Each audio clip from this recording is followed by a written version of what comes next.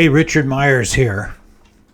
Hey, in one of the headlines that comes across when you open your browser on the computer, I saw it says, Barack Obama says that we're all complicit in the recent horrific crimes against humanity. It's the only way to describe crimes against humanity. A second Holocaust that happened in Israel, October 7th. It's a date that has become infamous in its horrendousness. The suffering, the pain, the transformation that has taken place in Israel is historic. And I want to talk a little bit about this whole situation, because what is even in some ways frightening beyond even the horrendous nature of it is the support that seems to be demonstrated around the world. And so I thought, boy, complicit, how is that charge even made? What does he mean? And so as very easy to do, you can go into your browser and look these words up. Somebody that's complicit. The distinction, now, I wanted to make the distinction between somebody that's complicit and somebody that is an accessory. There's an accessory before the fact to a crime. There's an accessory after the fact to a crime. If you helped somebody that robbed a bank get away, you'd be an accessory after the fact. But the difference, complicit, the word complicit, it means involved with others. The Latin root has the idea of being twisted together. Now, so I deny that anybody that wasn't involved was complicit. I think all of Gaza, I'm of the viewpoint at this time, given the information that I have, that if there's an innocent person in Gaza, they're probably very small in number, and the person shouldn't have been there, or couldn't get away, or whatever. Most of the residents of Gaza are complicit. They were involved. And one way or another, they supported, they voted for, they were involved. They're complicit. And so I would agree to the use of that word. But an accessory has the idea of not an actual participant in the crime, but somebody that assists in some way or another, but not in the actual participation. So I'm suggesting that the Christian religion, which is amillennial, was in a way an accessory to this crime against humanity. Let me explain that a little bit. In the Christian religion, which is about 2/3, who knows the number, of the people who name the name of Christ. This would be Catholics, Eastern Orthodox, Lutherans, Church of England, and I could go on. And all of these people who name the name of Christ are amillennial in their theology. That means that they believe that the church has replaced Israel. Israel killed their Messiah, and therefore has been the promises of God are taken away from them, and they're transferred to the church. And this comes up with all manner, and it's an allegorical position, and there are various viewpoints, and it's had various kind of different presentations, but that's the basic idea, that the church replaced Israel. Well, I believe, as you study the Bible and you read it over and over and you're wanting to make sense, you're comparing this verse with that, the old with the new, and the interpretation, using what I have coined as the normal interpretive principles. That is to say, we assume God intended to communicate and that he wasn't trying to trick us, and he wasn't trying to hide the meaning. He wanted us to understand it, and then he gives us the Holy Spirit to guide us in our understanding. With the Holy Spirit guiding us, we've come to what is called, sometimes in a pejorative way, we're now dispensational in our view.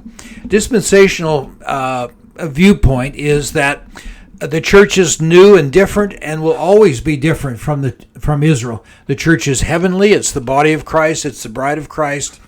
Israel is earthly. God has made promises in an earthly sense. Their primary role is involved in the earth, or in the world. Whereas our home, this world is not our home. We're just passing through. When we accept Christ as personal Savior, we receive a foreign passport. We're bought with a price. We now belong to God. We're now part of the body of Christ. The New Testament is fairly clear on this, although this truth really hadn't become very clear until really the middle of the 20th century. Now, how do you... now, we believe that we're going to be caught away, meet the Lord in the air. The church will be removed. The restrainer of evil will be removed. And then the Antichrist will come onto the scene. And the whole 7-year tribulation unfolds. And it ends with Christ coming back, defeating the enemies of Israel, and establish himself on the throne of David to rule and reign in fulfillment of prophecy for 1,000 years. We'll come back with him to rule and reign. And so that's the general idea of what is sometimes called dispensationalism. The main thing is the church and Israel, two different things. They're never going to be the same. They never merge.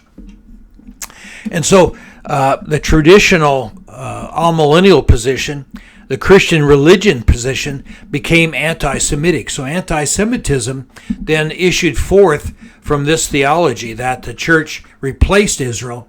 Jews were Christ killers and so forth. And so that has been the position of those who name the name of Christ in the Christian religion throughout the centuries, and I think laid the foundation for the Holocaust. Hitler used this as his theological underpinnings in order to justify his extermination of the Jews. And so this resulted in some really, really bad things.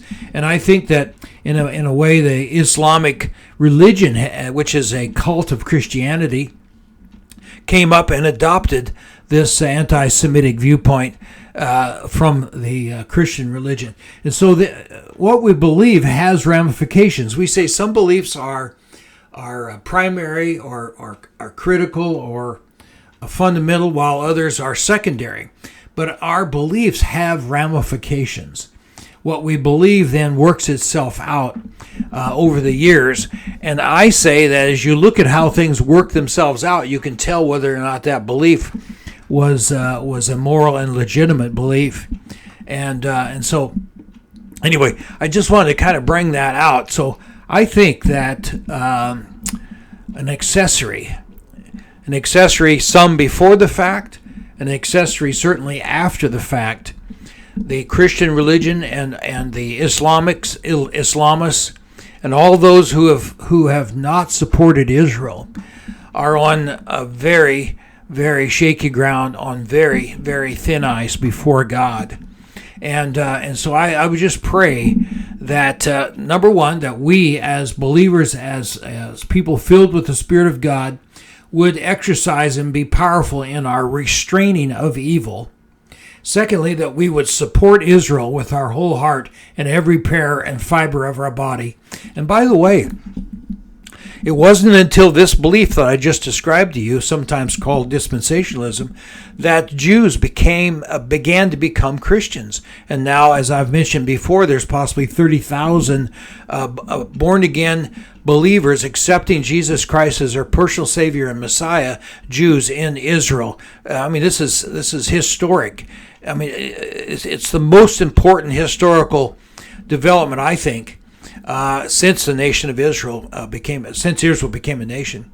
And so I wanted to just say that it was because of dispensational theology, understanding the Bible in a normal sense, and the development of these positions at places like Dallas Seminary and other places, that Jews now are accepting Jesus Christ as their personal Savior, and they now have a Hebrew Bible college in Jerusalem itself. These are incredible things. But I would just pray, the people in Israel, one of the people that I listen to a lot is Amir Tsafati. Amir, you can tell he's just deeply, deeply bruised and hurt by this Holocaust as he sees the horrendous nature of it. And so our prayers go out to him and to his family and to others. We're praying for Israel. We support you, and we support you against this evil Hamas and all of Gaza. I just can't imagine that if there's an innocent person in Gaza, I would be surprised. I would want real testimony as to their innocence. I think they're accessories before the fact, some of them, and they're certainly accessories after the fact as they celebrated what happened on October 7th.